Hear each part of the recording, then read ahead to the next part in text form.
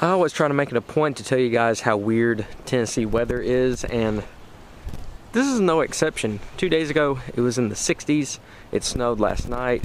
Most of it's melted away since then, and then day after tomorrow, it's going to be in the 60s again. That's some weird stuff. Even though we do have some of these weird temperatures, they're coming and going, generally, it's staying pretty chilly. That means wintertime fishing. Kentucky Lake is in the 40s right now. I went out and checked it a couple times. The highest water temperature I got was by a steam plant, and it was like 53. So we're pretty much in that wintertime phase. Today I'm going to tell you guys 3 different areas that I always want to check whenever the water gets cool and honestly cold like it is right now. And the cool thing is, this applies to everybody, not just somebody with a boat.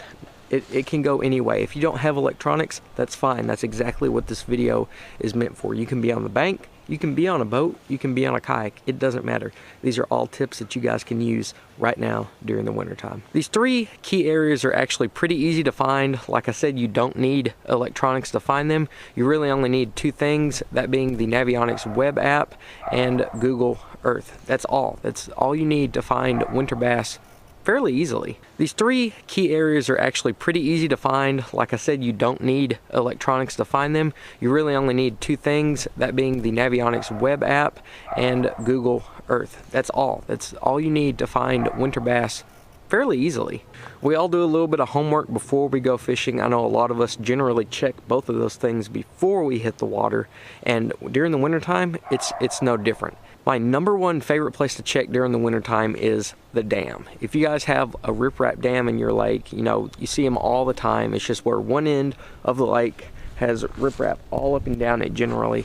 That's a great place to start out at. Those rocks heat up, that attracts plankton, which attract, you know, bait fish, and then bass will come up and eat them. You'll find them kind of congregated towards the deepest water. What I do is I check Navionics first, find out where the main river channel or creek channel is, and I fish around that area and then the edges of the dam itself. Usually there's fish stacked up somewhere on some part of that, but like I said, start out with that deeper stuff where the creek channel is, and usually you'll find some fish laying there. You've got food right up here on the rocks, and then deep water is close by where they can hang out during the coldest part of the day, and whenever the sun's out like this, they can come up shallow and get a good meal while it's cold.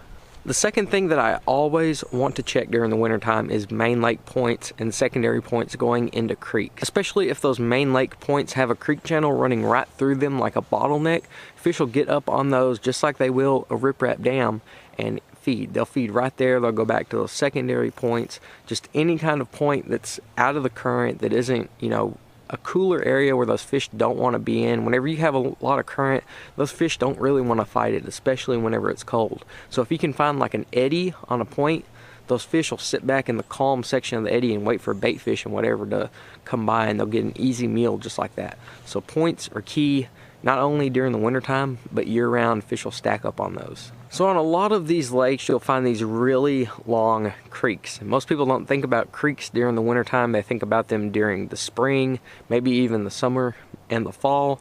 But during the wintertime, they can be some dynamite places to catch fish.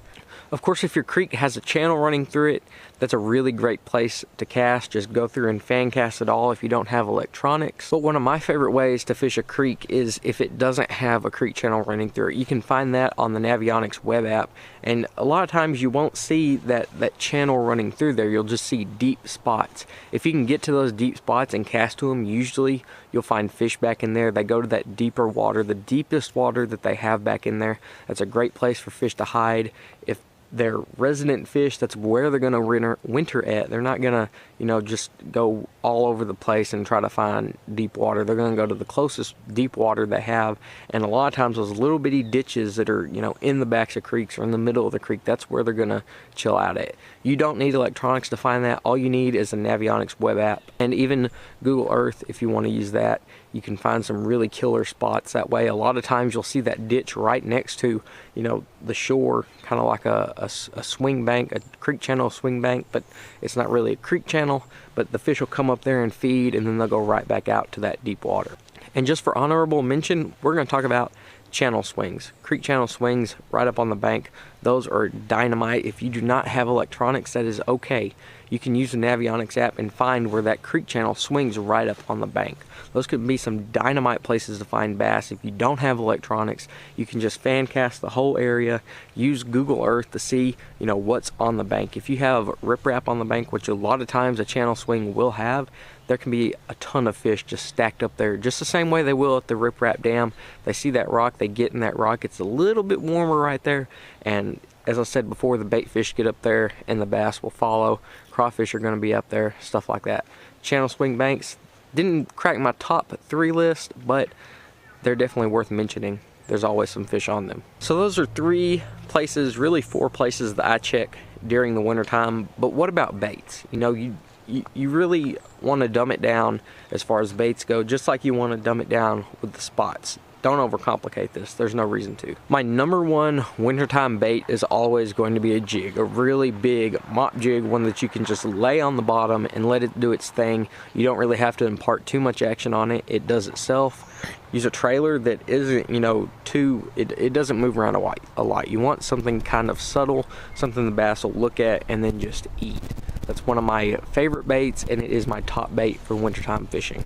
Especially if you're on that riprap, crawfish will get up there, the bass will get up there and eat the crawfish. Those crawfish, dude, they're some pretty, you know, rugged creatures. They'll survive through anything.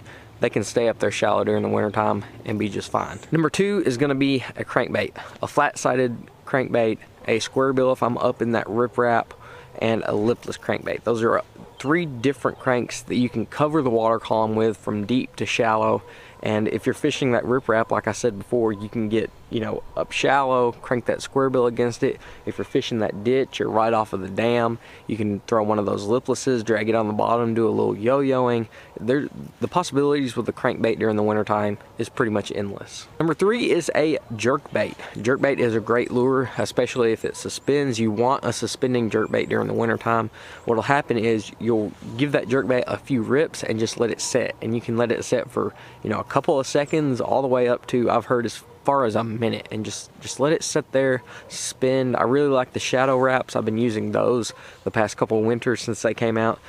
They're pretty dang good. They just sit there, they suspend, they kind of tilt the head forward like a, you know, a dying shad would do, and it really entices those bass during the winter time. It's a great fall lure, and it's a really good late winter lure in my mind. And my last favorite winter lure, this one really goes far if you don't have electronics to fish these areas, that'd be a Carolina rig. You can use a Carolina rig as your fish finder, as your depth finder. You can find out what's on the bottom. If you're fishing a hard bottom, or say you're on that riprap dam, you can see where the rocks end and where the silt or the muddy bottom starts at. And you can really use that thing like you would a fish finder. And usually you can catch some good fish doing it. I use between a 1/2 ounce and a 3/4 ounce weight usually, with some type of creature bait or a fluke. I really like using a fluke doing that. And you just drag it around. I use it for feeling mostly, you know, like I said, use it as a fish finder or a depth finder. You can see what's down there. But if you're in the right areas, if you feel like you're in the right areas, a lot of times you're going to get bit on them. And that's really key. That's a very deadly lure to use during the wintertime. And I promise that it's going to be the cheapest depth finder, fish finder combo you're ever going to buy in your whole entire life. So that's all I've got for this episode, guys. As you can see, it's a little wintry out here. I don't have much to complain about. I know these guys up north, it's much worse. One of my friends has like 11 inches of snow on the ground right now, and all the lakes are iced over, so I can't complain much. We still have the lake in the 40s. I can live with that, throwing my little jerkbait and my Carolina rig around all day. Hopefully it'll warm up. You know, I'm looking forward to spring. It should be a good year. Hopefully we'll try to get some tournament videos out. And now that we have the boat, speaking of the boat, one more pro tip.